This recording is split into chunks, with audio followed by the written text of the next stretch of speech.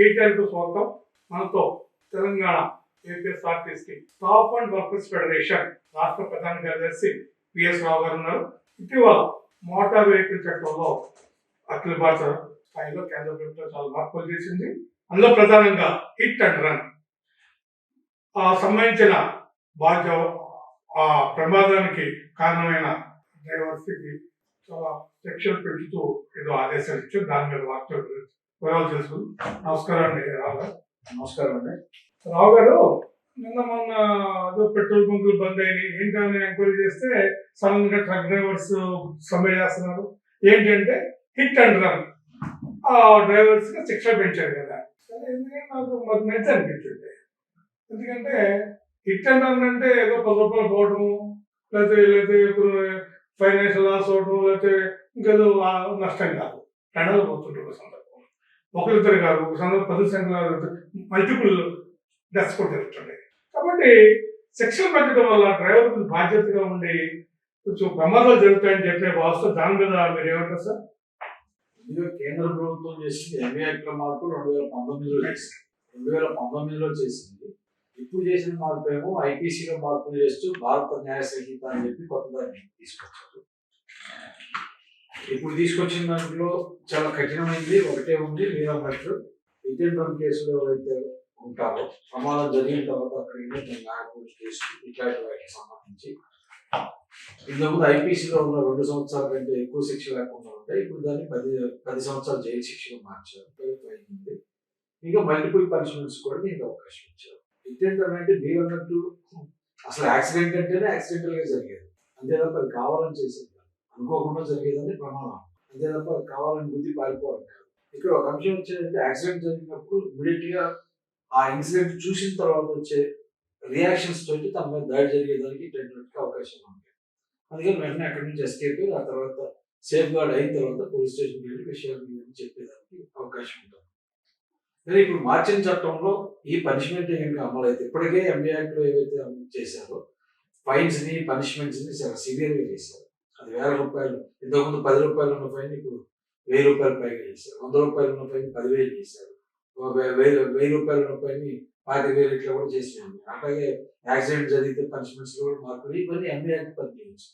ఆ MB act దాన్ని అనుసరించి ఇప్పుడు ఐపీసీలో మార్పులు పెడితే భారత న్యాయ సంహితలో కూడా ఇది ఒక కీలకమైన అంశంగా ముందుకు వచ్చింది. ఇది మొత్తం దేశంలో ఉన్న డ్రైవర్లందరినీ, ఒక ట్రక్ డ్రైవర్లే కాదు, సాధారణ మామూలు డ్రైవర్లు కానీ, మామూలు 2 వీలర్ ఇట్లాంటి మొత్తం అందరూ ఎవరైతే రైడ్ చేస్తూ ఉంటారో వాళ్ళందరికీ వర్తించే ప్రమాదాలు ముందుగా రోజు నిత్యము వాటిలలో ఉండి ఆ ప్రమాదాలు గురయ్యేవాళ్ళు, దాడులకు గురయ్యేవాళ్ళు, పోలీస్ హెరాస్మెంట్కి కూడా గురయ్యేవాళ్ళు, అంటే వాస్తవాన్ని వక్రీకరించిన సందర్భాలు అనేక చూసాం, లేదని ఉన్నట్టు పెట్టేవి అనేక చూసాం. ఇదే కనుక అవకాశం ఇస్తే, ఇంత స్ట్రింజెంట్ గా కనుక అవకాశం ఇస్తే పోలీసులు వేధింపులు ఎక్కువైపోతే అసలు నేను డ్రైవర్ వృత్తినే చేయలేని పరిస్థితి కూడా వస్తాయని భయం క్రియేట్ అయింది. అంతే తప్ప ఏదో జరిగితే మొత్తం జరుగుద్ది కాబట్టి వాళ్ళకి పే చేయొచ్చు కదా అంటే దీనికి కూడా చాలా లేకపోవచ్చు. అందుకని ప్రమాదాలు ఏం జరుగుతాయి అనే దాని గురించి కూడా మళ్ళీ ఇప్పుడు ప్రమాదాలకి బాధ్యత మీరు డ్రైవర్ ఎంతవరకు దాన్ని బాధ్యత అంటారు?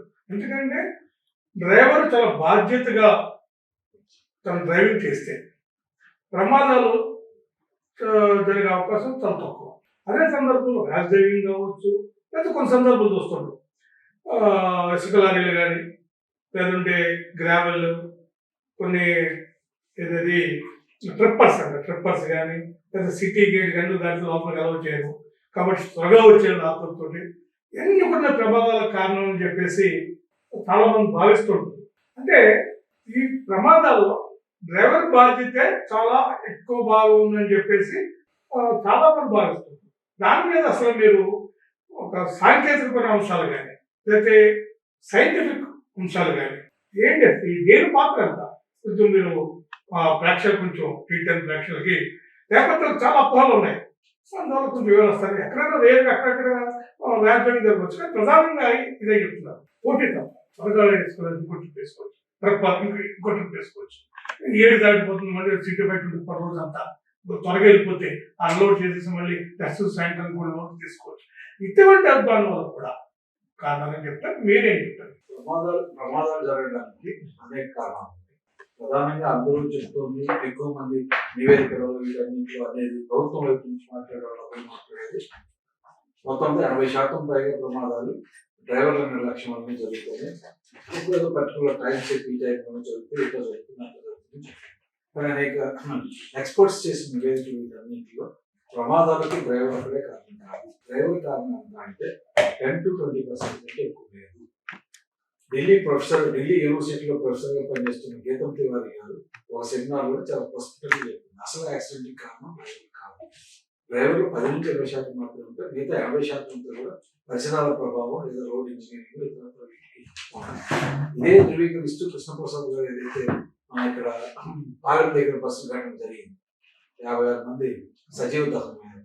దాని మీద మన రాష్ట్ర ప్రభుత్వం అప్పుడు రాష్ట్ర ప్రభుత్వం చేసిన కమిషన్ ఏదైతే ఉందో కృష్ణప్రసాద్ గారు ఐపీఎస్ దాంట్లో 2600 పేజీల నివేదికలు ఆయన చెప్పింది చాలా స్పష్టంగా చెప్పింది. రోడ్ ఇంజనీరింగ్ ఈ ప్రమాదానికి కారణం చెప్తూనే అసలు ప్రమాదాలకు జరుగుతున్న కారణాలన్నింటినీ ఆయన విశ్లేషణ చెప్పింది. Road engineering, segregation of roads లేకపోవడం, అసలు అన్ని వెహికల్స్ ఒకే వేగంతో ఒకే దారిలో ప్రయాణం చేయడం, వేగాన్ని బట్టి రూట్ సాగ్రిగేషన్ లేకపోవడం, రోడ్లు విభజన అనేది లేకపోవడం, సైక్లిస్టులు మోటార్ సైకిల్ 100 కిలోమీటర్లు పోయే వేగంతో పోయే కారు, ఎస్యూఐ 140 కిలోమీటర్ల వేగంతో ఎస్యూఐ ఇట్లాంటివన్నీ కూడా ఒకే ట్రాక్ లో వెళ్లాల్సిన పరిస్థితి భారతదేశ రోడ్లలో ఉంది. ఇది ప్రమాదాలకు అత్యంత కారణంగా ఉంది. ఈవెన్ బస్సులు కూడా బస్ బెయిల్ ట్రాక్స్ బీఆర్ఎస్ బీటీఆర్ఎస్ అని బస్ ట్రాన్స్పోర్ట్ అని పెట్టి కూడా అవి కూడా ఎక్కడ అమలు. అందుకే వీటన్నిటి కారణాల వల్లనే అవుతుంది ఇంజనీరింగ్. రోడ్డు చూడటానికి చాలా నునుపుగా బాగా అందంగా ఉన్నట్టు కనపడుతుంది. కానీ ఇప్పుడు ఆ పాలన దగ్గర జరిగిన ఘటన కూడా రోడ్డు అక్కడికి వస్తే దిగ్ అయిపోయింది. ఆ ఘటనతో డాష్ జరిగి యాక్సిడెంట్ జరిగింది. అక్కడికి వచ్చేంత వరకు అక్కడ అట్లుందని సంగతి తెలియదు. ఎందుకంటే అంతా హైవే చాలా క్వాలిఫైడ్ హైవే లాగా ఉంటుంది. కానీ అక్కడికి వస్తే కన్నా అట్లాగే మనం పోతున్నప్పుడు అకస్మాత్తుగా కొట్టుకుపోయింది. నిన్నగా ఈ మధ్యన మా మిత్రులు రోడ్డులో ప్రయాణం చేస్తుంటే వాళ్ళ భార్య బండి మీద నుంచి కింద పడిపోయింది, చెయ్యింది, కాలు ఇరిగింది. ఎందుకు జరిగింది అంటే అక్కడికి అనుకోకుండా కొంటుంది, రోడ్డు బాగుంది కదా అని వెళ్తున్నాం, కొంటుందని కింద పడిపోయింది, చెయ్యి కాదు. దీనికి ఎవరు బాధ్యత? డ్రైవర్ బాధ్యత, తోలే రైడర్ బాధ్యత కాదు. అందుకని ఇది డ్రైవర్ ఆతపు. ఈ రోజు నేను రోజు నిత్యం దాదాపు ఇప్పుడు 14-15 ఏళ్ళ నుంచి హైదరాబాద్ లో డ్రైవ్ చేస్తున్నాను. నేను 30 కిలోమీటర్లు 40 కిలోమీటర్లు దాక్కుండా వెళ్ళినా కూడా అనేక సార్లు ప్రమాదాల నుంచి తప్పించుకో. ఎందుకంటే అవతల వ్యక్తి లేదా అవతల పొజిషన్ ర్యాష్ గా వచ్చే సందర్భంలో ఇంకోటి వచ్చిందో అనుకోకుండా వచ్చే ఘటనలు ఇవే ఎక్కువ జరుగుతున్నాయి తప్ప నేనే స్పీడ్ గా పోవట్లేదు, లేకపోతే ర్యాష్ డ్రైవింగ్ కూడా కాదు. అయినా ప్రమాదాల దగ్గరికి పోయి బయటికి రావాల్సిన పరిస్థితి వస్తుంది. అంటే సైంటిఫిక్ గా చూసినప్పుడు కూడా డ్రైవర్ కారణం అనేది కాదు. ఇక వర్కింగ్ కండిషన్స్ అనేవి సీరియస్. ఈ ఫ్యాక్టర్ చెప్పకపోతే కాదు. ఇంకా మీరు అన్నారు ఇసుక లాగిపోతుంది. ఇప్పుడు చెన్నై మార్కెట్కి ఇక్కడ నుంచి తరలిస్తారు, ఉదయం 5 గంటల్లో వెళ్ళాలి. 6 దాటింది అనుకుంటే చెన్నై గేట్ మూసేసి పోర్టు లోపలికి రాని అనేది ఆ ఒత్తిడి డ్రైవర్. అట్లాగే మీరు ఇసుక లోడ్ ఎవరి కోసం అయ్యారు? అది పని పరిస్థితి ఏంటి, కండిషన్స్ ఏంటి, ఆ దారిలో ఎక్కడ రెస్ట్ తీసుకోవడానికి వస్తువులు ఉన్నాయా, లేదా ఎక్కడన్నా అసలు తిండి తినడానికి వస్తుందా, 8 గంటల పని ఉందా, లేకపోతే ఏ పని ఉంది, వాళ్ళకి ఇచ్చేది ఏముంది? ఈ వర్కింగ్ కండిషన్స్ ఏమి లేవు. ఎప్పటికీ లాభాపేక్షతో చేయాలనే దాంట్లో జరుగుతున్న పని ఒత్తిడి వల్ల రెస్ట్లెస్ గా నిద్ర లేకుండా ఉంటాం. పోతే 15-20 రోజులు తన డ్యూటీ మీద పోవడం, మళ్ళీ వస్తే 1 రోజు 2 రోజులు మళ్ళీ 15 రోజుల పాటు వాటి మీదనే ఉంటాం. అవసరమైన సందర్భాలు విశ్రాంతి లేకపోవడం, ఇటు కుటుంబ నేపథ్యం లేకపోవడం, ఇట్లాంటి అనేక కారణాలు తన మీద ప్రభావం అయి ఉంటున్నాయి. కాబట్టి తప్పనిసరి పరిస్థితుల్లో వెళ్తున్నాడు. దానికి తగ్గ ఎన్విరాన్మెంట్ సృష్టించాల్సిన బాధ్యత ప్రభుత్వం. ఇప్పుడు నేషనల్ హైవేస్ మీద చూస్తున్నాం. నేషనల్ హైవేస్ లో మందు ఉండకూడదు, కానీ మందు విచ్చలవిడిగా అమ్ముతున్నాం. రెస్ట్ ఉండాలి, ప్రతి కిలోమీటర్కి ఒక ఇది ఉండాలి, రెస్ట్ తీసుకోవడానికి ఉండాలి, లేదా 1 కిలోమీటర్ తర్వాత ఉండాలి మాన్యువల్ చెప్తున్నారు. కానీ యాక్షన్ వాళ్ళు ఎక్కడ పోదు, అట్లాంటి అవకాశం కూడా లేదు. తను 1 గంట రెస్ట్ తీసుకోవడానికి కూర్చొని వాహనం ఫోన్ చేసి ఇంకెక్కడో చాలేదండి పోతే పెరుగుతుంది. ఇవన్నీ కారణాలతో యాక్సిడెంట్ జరుగుతున్నాయి తప్ప ఇదేదో డ్రైవరే చేస్తున్నట్టు కాదు. అంటే ప్రభుత్వం ఇంకొక వాదన కూడా చేసింది. 2019 కంటే ముందు నుంచి ఎంబీ యాక్ట్ 2019 తీసుకొస్తే మరణాల సంఖ్య లేదా యాక్సిడెంట్ సంఖ్య తగ్గిపోద్ది, నేను దాన్ని తగ్గించడం కోసం తీసుకొచ్చామని చెప్పారు. కానీ ఇటీవల కాలంలోనే భారత రవాణా శాఖ మంత్రి నితిన్ గడ్కరీ గారు ప్రకటన చేశారు, మేము ప్రమాదాలన్నీ తగ్గించలేకపోతున్నాం, మరణించే వాళ్ళ సంఖ్య కూడా తగ్గించలేకపోతున్నాం. మరి 4 సంవత్సరాల దగ్గర 19 నుంచి ఇప్పుడు 2004లోకి వచ్చినప్పుడు 5 ఏళ్ళు ప్రారంభించిన తర్వాత కూడా మీరు తీసుకొచ్చిన చట్టం ఫలితం ఏంటి అర్థమైనప్పుడు ఆ స్ట్రింజెంట్ యాక్షన్స్ తో కూడా ఫలితం రాదు. 100 రూపాయలు ఉన్న పైని 5,000 చేస్తున్నా 10,000 చేస్తే మొత్తం ఆగిపోవు. దానికి కావాల్సిన ఇన్ఫ్రాస్ట్రక్చర్ రూపంలో ఏం చేయాలి, మార్పులు ఏం చేయాలి, వాటి మీద దృష్టి పెట్టాల్సింది. ప్రభుత్వం ఆ వైపు దృష్టి పెట్టకుండా కార్మికులు పరిపోషణ చేయడానికి ప్రయత్నం చేస్తుంది, కార్పొరేట్లకు లాభాలు చేయడం కోసం ప్రయత్నం చేస్తుంది. ఆ చట్టాలు పని పరిస్థితుల్లో మార్పు చేయాలంటే కార్పొరేట్లు ఇబ్బంది పడతాం. పని పరిస్థితుల్లో వాడికి 8 గంటలే రక్షణ ఇచ్చి రెస్ట్ ఉండేటట్టు చేయాలంటే వాడు యజమాని బాధపడేటట్టు. అందుకని యజమానుల ప్రయోజనాల కోసం, కార్పొరేట్ సంస్థల ప్రయోజనాల కోసం ఇవేమీ మార్చట్లేదు. కానీ యాక్షన్స్ ఏదైతే బలిపోషణ చేయడానికి మాత్రం డ్రైవర్ని బలిపోషణ చేయడానికి కావాల్సినవి తీసుకొస్తున్నారు. నిన్న ఎంబీఐ సవరణ చేసిన దాంట్లో కూడా మొత్తం భారతదేశవ్యాప్తంగా ఉన్న రవాణా కార్మికుల మీద చాలా పెద్ద ఎత్తున దాడి చేస్తూ దానికి అనేక మార్పులు చేయాలని చెప్పి సవివరంగా శాఖన్ వర్కర్స్ ఫెడరేషన్, అటే all India road transport workers federation కూడా డీటెయిల్ స్టడీ చేసి రిప్రజెంటేషన్స్ కూడా ఇచ్చాం ఏ క్లాసులో మార్చాలనేది. కానీ ప్రభుత్వం దాన్ని సిద్ధపడలేదు. ఇప్పుడు అవకాశాన్ని ఉపయోగించుకొని కూడా న్యాయ సంహిత, భారత న్యాయ సంహిత పేరుతో మొత్తం ఐపీసీలోనే మార్పులు చేస్తే ఇప్పుడు రేషన్ నెగ్లిజెన్స్ పేరుతో వచ్చింది. ఇంతకుముందు ఏదైతే ఉందో ఐపీసీలో రేషన్ నెగ్లిజెన్స్ యాటిట్యూడ్ ఉంది, కానీ ఇప్పుడు రేషన్ నెగ్లిజెంట్ డ్రైవింగ్ అంటున్నారు. ఎవరు డిఫైన్ చేయాలి డ్రైవింగ్ అని? రేషన్ నెగ్లిజెంట్ తోనే డ్రైవింగ్ చేసిన డిఫైన్ ఎవరు చేయాలి? తను వస్తున్నప్పుడు నిజంగా అక్కడ స్పీడ్ లిమిట్ 50 అనుకోండి, 80కి లోపడి వస్తే అది రేషన్ నెగ్లిజెన్స్ కాదు, 81 వస్తే రేషన్ నెగ్లిజెన్స్. ఎవరు డిఫైన్ చేయాలి? ఆ డ్రైవింగ్ ని కారణం పెట్టుకొని వేధింపులు గురి చేసి తను చేస్తారనే భయం ఈ రోజు మొత్తం డ్రైవర్స్ మొత్తం ఉంది. ఇప్పుడు అదే ఘటన చూస్తున్నాం, కిడ్నాప్ చేసిన ఘటన చూస్తున్నాం, చంపేసిన ఘటన చూస్తున్నాం. రక్షణ లేకుండా ఎవరైతే ట్రాన్స్పోర్ట్ డ్రైవర్స్ ఉన్నారో ఇంటర్ స్టేట్ బార్డర్స్ లో ఈ రాష్ట్రం నుంచి ఆ రాష్ట్రానికి తీసిపోయే దగ్గర హత్యలకు గురైన వాళ్ళు ఉన్నారు, దోపిడీలకు గురైన వాళ్ళు ఉన్నారు, దెబ్బలు తిన్న వాళ్ళు ఉన్నారు. ఇవన్నీ ఆగదాయితంతో జరుగుతున్నాయి. ఎక్కడ జరుగుతున్నారు? వీటిని ప్రివెంట్ చేసే పరిస్థితిలో ప్రభుత్వం లేదు. ఇప్పుడు ఈ ప్రభుత్వం ఇట్లాంటి చట్టం పట్టుకొచ్చిందా? ఏ చిన్న జరిగినా కూడా దాన్ని బట్టి మొత్తం డ్రైవర్ల వ్యవస్థనంతా కూడా నాశనం చేసి మనంతా ఆందోళన చేస్తారు, మనం ఇబ్బంది పెడతామనే బాధ, భయం ఈరోజు క్రియేట్ అయింది. దానికి ముఖ్యమైన అంశం. దీని మీద ప్రతిదానికి కూడా కొంతమంది కార్పొరేట్ ట్రాన్స్పోర్ట్ ముడిపెడుతున్నారు, కార్పొరేటైజేషన్. ఈ అంశాన్ని కొంతమంది ఎలా ముడిపెడుతున్నారంటే దాన్ని క్లారిఫికేషన్ చేయాలా. ఈ 10 సంవత్సరాల శిక్ష, 7 లక్షలు జరిమానా అనేది ఏదైతే ఉంది చట్టాల మార్పు వల్ల 1-2 లారీలు పెట్టుకుని తను ఒక డ్రైవర్గా పనిచేసి ఇంకో డ్రైవర్ని పెట్టి నడిపించేవాళ్ళు ఎక్కువ శాతం ఉంటారు. ఇటువంటి చట్టాలు లేకుండా జరిగితే మొత్తం వాళ్ళు చిక్కుపోతారు, చోట్లగా వాళ్ళు వెహికల్స్ ని వదిలేసిన కొన్ని పరిస్థితి. మొత్తం ఇదంతా కూడా ట్రాన్స్పోర్ట్ ఆపరేషన్ అంతా కూడా కార్పొరేట్ చేతులు పెట్టడానికి ఇటువంటి బలమైన చట్టాలు తీసుకొస్తున్నారు. ఎప్పుడైతే దేశవ్యాప్తంగా ఒక కార్పొరేట్ రంగం ట్రాన్స్పోర్ట్ వ్యవస్థ పూర్తిగా చొచ్చుకుపోయి రవాణా, సరుకు రవాణా కావచ్చు, రవాణా, అప్పుడు ఇటువంటి చట్టాలను తట్టుకోగలుగుతారు. ఏదైనా వ్యవస్థను మేనేజ్ చేయగలుగుతారు వాళ్ళు. అంతేగాని ఒక లారీ ఉన్నాడు మేనేజ్ చేయలేదు, 2-3 లారీలను కూడా మేనేజ్ చేయలేదు. కాబట్టి ఈ చట్టం వెనకాల కార్పొరేట్ కుట్ర ఉంది. మొత్తం యావత్ భారతదేశంలో ప్రైవేట్ ట్రాన్స్పోర్ట్ అంతా కూడా, అది ప్యాసింజర్ ట్రాన్స్పోర్ట్స్ కావచ్చు, లేదా గూడ్స్ ట్రాన్స్పోర్ట్స్ ఏదో కావచ్చు, any type of transport, road transport, corporate గురించి కుట్రలో బాగా ఇటువంటి చట్టాలు వచ్చినాయి అనే వాదం కొంతమంది తీసుకొస్తున్నారు. ప్రతిదాన్ని కూడా కార్పొరేట్ గురి పెడుతున్నారు. దీంట్లో ఎంత వాస్తవం ఉంటారు? ప్రభుత్వం చేస్తున్నది మొత్తం కార్పొరేట్ కోసం అనేది అర్థమవుతుంది, ఖచ్చితంగా అర్థమవుతుంది. అది ఆరోపణ కాదు, నిజమే కూడా.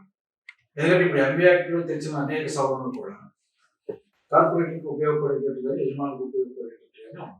ఎవరైతే వర్కర్గా ఉన్నారో వర్కర్ బలిపశు అవుతుంది, డ్రైవరే బలిపశు అవుతుంది. ఇప్పుడు ఫైన్ కట్టాలి, ఎవరు కడతారు? ఆ యజమాని కట్టాల్సి వస్తే కట్టేది తప్పు. మీరు అన్నట్టు ఇందాక 1 వెహికల్ 2 వెహికల్స్ వాటిని చిన్న చిన్న యజమానులుగా ఉంటారు. తను డ్రైవ్ చేస్తాడు, వాళ్ళు పెట్టుకొని చేస్తుంటారు. ఇట్లాంటి బతకగలిగే పరిస్థితి లేదు. ఎందుకంటే వీటన్నింటినీ భరించాలంటే ఒక కార్పొరేట్ మయమైతే ఒక 10, 20, 100 ఇట్లాంటివి ఉంటే వాళ్ళందరూ కలిపి వాళ్ళు మేనేజ్ చేసే పద్ధతిలో వాళ్ళకి దారావంతం చేయడం తప్ప ఇంకోటి. అది పెట్టయితే పెద్ద పెద్ద కంపెనీలు టేక్ ఓవర్ అయిపోతుంది. దేనికి టేక్ ఓవర్ చేస్తాం? నిజంగా సంస్థ నడపలేక, నిజంగా నడపలేక, ఆ పోటీలు తట్టుకోలేక, అవతల నుంచి వచ్చేదాన్ని తట్టుకోలేక, మార్కెట్లో వాల్యూని తట్టుకోలేక, ఇప్పుడు ఏదైతే ఉందో ఇప్పుడు మనం చూసాం. ఇప్పుడు ఏదైతే ఓలా, ఓబర్ ఇట్లాంటి సంస్థలని అగ్రిగేటర్ స్పేస్ తో ట్రాన్స్పోర్ట్ రంగంలో మామూలు ప్యాసింజర్ ట్రాన్స్పోర్ట్ లో పట్టుకొచ్చారు. దీంతో పాటు అదే అగ్రిగేటర్ స్పేస్ తోటి మొత్తం గూడ్స్ ట్రాన్స్పోర్ట్ లో కూడా వచ్చింది. అనేక పెద్ద కంపెనీలన్నీ చెప్పారు. ఇప్పుడు గూడ్స్ ట్రాన్స్పోర్ట్ చేసే మన వీధి పక్కన ఉండే ఎవరైతే ఉంటారో చిన్న చిన్న వాళ్ళు, అలాగే పని దొరుకుతుంది, దొరకట్లేదు. ఎందుకు దొరకట్లేదంటే మొత్తం అంతా కార్పొరేట్లే మయమైపోయింది. వీళ్ళు కూడా ఏం చేయాలి? ఇప్పుడు ఆ చిన్న ఒకళ్ళు కూడా వాళ్ళకి అప్పచెప్పేసి పాకిస్తాన్ ఉండే వాళ్ళ జరుగుతున్నది కదా. ముందు ఆకర్షణీయంగా ప్రకటన చేశారు, వీళ్ళ వెహికల్స్ అని వాళ్ళకి పెట్టేశారు. ఆ తర్వాత ఇప్పుడు మొత్తం అంతా కమిషన్ ఇవన్నీ తగ్గించేసిన తర్వాత దాంట్లో నుంచి బయటకు రాలేకపోతున్నారు, బతకలేకపోతున్నారు, వాళ్ళ వెహికల్స్ వదులుకోవాల్సిన పరిస్థితిని ఎట్టబడుతున్నారు. ఇవన్నీ ఎవరి కోసం? కార్పొరేట్ల కోసం. భారతదేశంలో అసలు అనుమతి లేక 2019 చట్టంలో తీసుకొచ్చారు. కానీ 2019 చట్టం రాకముందే ఓలా, ఊబర్ అందరూ కూడా వచ్చేసారు. చట్టం లేకుండా తిరుగుతున్నారు. ఇప్పుడు కూడా చట్టంలో ఉన్న కనీసం పర్మిషన్ లేకుండా కూడా ఈ రాష్ట్రంలో 9 సంస్థలు ప్యాసింజర్ ట్రాన్స్పోర్ట్ చేస్తారు. వాటికి పర్మిషన్ లేదు, కానీ అగ్రిగేటర్స్ పేరుతో ట్రాన్స్పోర్ట్ చేస్తేనే ₹1,00,00,000 దండుకుంటుంది. అందుకే కార్పొరేట్లు అనే పదం వట్టి వాడట్లే. కార్పొరేట్ అంటే చిన్న చిన్న ఓనర్లను ఎవరిని బ్రతకనీయకుండా మొత్తం అంతా కూడా ఒక దగ్గర పెట్టడం ద్వారా మా మార్కెట్ ని క్యాప్చర్ చేసే పని చేస్తున్నారు. ఇప్పుడు ఈ ఏవైతే గూడ్స్ ట్రాన్స్పోర్ట్ లో కానీ ప్యాసింజర్ ట్రాన్స్పోర్ట్ కానీ అట్లాంటి వ్యవస్థని తీసుకొచ్చేదానికి ప్రయత్నం జరుగుతుంది. దానికి అనుగుణంగా అవసరమైన మార్పులన్నింటినీ కూడా చేస్తున్నారు. డ్రైవర్ని భయప్రాంతం చేయాలి, వాళ్ళు ఉండే చేయాలి. ఎవరో ఒక రక్షణ లేకపోతే దాని నుంచి బయటకు రాలని పరిస్థితిని కల్పించాలి. ఆ రక్షణ ఎక్కడ దొరుకుతుందంటే మా వద్ద దొరుకుతుంది అనేది కార్పొరేట్ చెప్పడానికి అవకాశం చెప్పారు. చిన్న చిన్న వాళ్ళు కోర్చుంటే ఎన్నో దొరుకుతారు, పని తినాలి, బతకాలి, బతికెళ్తారు. మరి వీడేంటో అందుకని ఇట్లాంటివన్నీ కూడా కార్పొరేట్ మయంతో ఉంది. వాళ్ళ ప్రయోజనాల కోసమే చట్టాలు తయారు చేస్తున్నారు తప్ప నిజంగా వివిగిరి నేషనల్ ఇన్స్టిట్యూట్ అనేది 2007 అప్పుడు ప్రధానమంత్రికి ఒక రిపోర్ట్ ఇచ్చింది. మొత్తం భారతదేశంలో ఉన్న ట్రాన్స్పోర్ట్ కార్మికులందరికీ కూడా జాతీయ భద్రతా చట్టాన్ని తీసుకురావచ్చు, భద్రత కల్పించవచ్చు. దానికి అవసరమైన ఏవైతే ఉందో చిన్న చిన్నవి ఏవైతే ఒక వెహికల్ కొంటే ఆ వెహికల్ మీద 1% 2% ట్యాక్స్ వేయడం, చిన్న వెహికల్ కొంటే చిన్న పద్ధతి చేయడం, ఆ డబ్బునంతా పోవేయడం ద్వారా వీళ్ళందరికీ సంక్షేమ పథకాలను కూడా అమలు చేయొచ్చు. ఒక్క వర్కర్ ఉన్న దగ్గర కూడా అతని పేరుని రిజిస్టర్ చేసి దానికి వర్తించేలాగా చేయొచ్చు అని 2007 నివేదిక ఇచ్చింది. దాన్ని కృషి చేసింది 2007 నుంచి ఈరోజు 2024 వచ్చినా కూడా ఇంతవరకు అందులో చెప్పిన ఏ ఒక్క పాయింట్ ని కూడా అమలు చేయడం కోసం భారతదేశంలో ఉన్న పాలక పార్టీలు ఇప్పటివరకు ప్రయత్నం చేయాలి. కానీ వాళ్ళ ఎవరైతే యజమానులు కోరుకుంటున్నారో ఆ మార్పులు చేయడం చాలా వేగవంతంగా ముందుకు వస్తున్నారు. ఉదాహరణ చూస్తే మొన్న ఏదైతే ఈ భారత న్యాయ సంహిత బిల్లు ఉందో ఇది చట్ట రూపంలో అయితే ఇప్పుడు ఆగస్టులో ప్రవేశపెట్టారు. పెట్టిన తెల్లారే స్టాండింగ్ కమిటీ పంపించారు.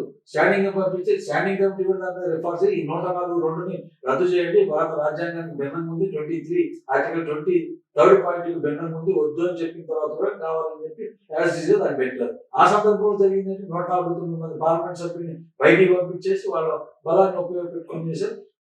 రాష్ట్రపతి కన్సల్ట్ కూడా వెంటనే వచ్చేసింది. కాబట్టి అమలు తేదీ ఎప్పుడు ప్రకటించలేదు. అంటే ఈ రూపంలో వాళ్ళు వేగవంతంగా వాటి కోసం చేస్తున్నారు తప్ప కార్మికులు లేదా ప్రజల ప్రయోజనాల కోసం మన దగ్గర ఆ సాధారణమైన చేయట్లేదు అనేది బట్టి చూస్తే ఎవరు ప్రయోజనాల కోసం వీళ్ళు చేస్తున్నది ఆచరణలో కనపడుతుంది. అయితే బయటికి చెప్పే మాటలన్నీ కూడా మన కోసమే, కార్మికుల కోసమే చేస్తున్నట్టుగా కనపడుతుంది. కానీ దాని ప్రయోజనం మాత్రం లబ్ధి పొందేది కార్పొరేట్ సంస్థలుగానే ఉంది, శక్తులుగానే ఉంటుంది. రామాలో చివరిగా అసలు మీరు ఈ చట్టం మీద ఇక్కడ ఈ ట్రాన్స్పోర్ట్ వర్కర్స్ కానీ డ్రైవర్స్ కానీ అయితే వాళ్ళ యజమానులు ఏ పిలుపుదలుచుకున్నారు దీని మీద ఈ చట్టం గురించి ప్రజలుగా వాళ్ళకి ఎటువంటి డైరెక్షన్స్ ఉంటారు? ముందు ఈ చట్టం యొక్క ప్రభావాన్ని పూర్తిగా అధ్యయనం చేసే ప్రయత్నం చేస్తున్నాం. మొన్న ఆల్ ఇండియా ఆఫీసర్ సంఘర్షణ జరిగింది. ఈ రాష్ట్రానికి సంబంధించినంత వరకు స్టాఫ్ అండ్ వర్కర్స్ ఫెడరేషన్ గా ఆర్టీసీ కార్మికులు ఈ చైతన్యం తీసుకురావాల్సిన అవసరం ఉంది. వాళ్ళు కూడా డ్రైవర్లు దాదాపు 18,000 మంది డ్రైవర్లు ఆర్టీసీలో ప్రస్తుతం ఆర్టీసీ ఉద్యోగులుగా పనిచేస్తున్నారు. వీళ్ళు కాక మరో 6,000 మంది హైబస్ డ్రైవర్లుగా పనిచేస్తున్నారు. కాబట్టి 24,000 మంది డ్రైవర్లు వృత్తిరీత్యా డ్రైవింగ్ చేసేవాళ్ళు ఉన్నారు. అట్లా కాకుండా 40,000 మంది కార్మికులు ఉన్నారు. కార్మికులు కూడా రోజు బండి లేకుండా పోయేవాళ్ళు కాదు. ముందు వీళ్ళకి అవగాహన కల్పించాలి. అంటే దీన్ని చెప్పడం కోసం రేపు 6వ తారీఖు నాడు ఆర్టీసీలో మొత్తం అందరూ కార్మికులు పిలిపించాం. దీన్ని నిరసన బ్యాడ్జీలో పెట్టుకోండి డిమాండ్ పెట్టి ఈ 104(2)ని రద్దు చేయాలి, ఒకే డిమాండ్. అట్లాగే రవాణా రంగాన్ని రక్షించాలి, డ్రైవర్లకు భద్రత కల్పించాలి. ఈ 3 డిమాండ్ తోటే ఈ రాష్ట్రంలో దాన్ని అమలు చేయబోతుంది. అట్లాగే భారతదేశ వ్యాప్తంగా కూడా దీని మీద ఈ ఆందోళన జరిగిన దానికి మద్దతు ఇవ్వడమే కాకుండా ఈ యొక్క పొజిషన్ అంతా కూడా సమీక్ష చేసి రాబోయే కాలంలో ఈ బిల్లు ఏదైతే ఈ చట్టం అయింది, ఈ చట్టం ఈ సెక్షన్ రద్దు చేసేంత వరకు దేశవ్యాప్తంగా పోరాటాన్ని ముందుకు తీసుకెళ్లడానికి ప్రయత్నం చేస్తాం. దానివల్ల కలిగే నష్టాలు, క్యాస్కేడ్ ఎఫెక్ట్స్ ఏ రకంగా ఉంటాయి, ఏ రకమైన ఇబ్బందులు వచ్చే అన్నింటి మీద కూడా నిశ్చితంగా పరిశీలించి మనం కూడా దాని యొక్క డ్రాఫ్ట్ ని ప్రజల ముందుకు తీసుకొచ్చే ప్రయత్నం ఆల్ ఇండియా కేంద్రం కూడా చేస్తుంది. ఆ రూపంలో దేశంలో ఉన్న అన్ని కార్మిక సంఘాలు, రవాణా రంగంలో పనిచేస్తున్న అన్ని కార్మిక సంఘాలు కూడా ఏకం చేసి దేశవ్యాప్తంగా ఒక ఉద్యమాన్ని ముందుకు పట్టుకొచ్చి ఈ బిల్లుని ఈ చట్టంలో ఉన్న ఈ క్లాజ్ ఏదైతే ఉందో ఈ క్లాజ్ ని పూర్తిగా ఆపడానికి ప్రయత్నం చేసిన దానికోసం పోరాటం. ఒక విషయం ఆల్రెడీ కార్మికులకు వచ్చింది. ఏదైతే 3 రోజులు 1, 2, 3 తారీఖులు దేశవ్యాప్తంగా సమ్మె చేశారు. ప్రభుత్వం చర్చలు జరిపింది. మొట్టమొదటిసారిగా పత్రికలు వచ్చిన దాన్ని బట్టి చూస్తే మేము సంప్రదిస్తాం, మీతో సంప్రదించి దీన్ని అమల్లో తీసుకొస్తాం అనే మాట చెప్పారనేది కూడా పత్రికలో రిపోర్ట్ అయింది. సంప్రదిస్తామని ప్రభుత్వం, ఇప్పుడున్న ప్రభుత్వం చెప్పడం అనేది చూడాలి. ఆ సంప్రదింపులు ఏ రకంగా ఉంటాయనేది, ఆ సంప్రదింపుల మీద ఆశ కాదు, మొత్తం కార్మిక వర్గానికి దీనివల్ల వచ్చే ప్రమాదం చెప్తాం. అట్లాగే దీనికి అనుబంధంగా ఇంతకుముందు ఏదైతే తీసుకొచ్చిన ఎంబీ యాక్ట్ సవరణల కోసం కూడా దేశవ్యాప్తంగా పెద్ద ఆందోళన చేయకపోతే సాధ్యం కాదు. అందుకని ఈ ఆందోళన చేస్తాం. దాన్ని రాజకీయ డిమాండ్ గా కూడా మలిచేదానికి రాబోయే రాజకీయ పరిస్థితిని దృష్టిలో పెట్టుకొని ఈ ఆర్టీసీ అదే మొత్తం దేశవ్యాప్త రవాణా కార్మికుల యొక్క ఎజెండాని కూడా ఒక రాజకీయ ఎజెండాగా మార్చేదానికి కూడా ప్రయత్నం చేస్తాం. ఆ రూపంలో ఈ చట్టాలను వీటన్నిటిలో కూడా మార్పులు చేయడానికి కావాల్సిన ప్రయత్నం చేస్తాం. ప్రజలను అవేర్ చేస్తాం, కార్మికులను అవేర్ చేస్తాం. ఒకవేళ మీరు మా స్టూడియోకి వచ్చి హిట్ అండ్ రన్ చట్టం మీద వివరంగా వివరించినందుకు ధన్యవాదాలు.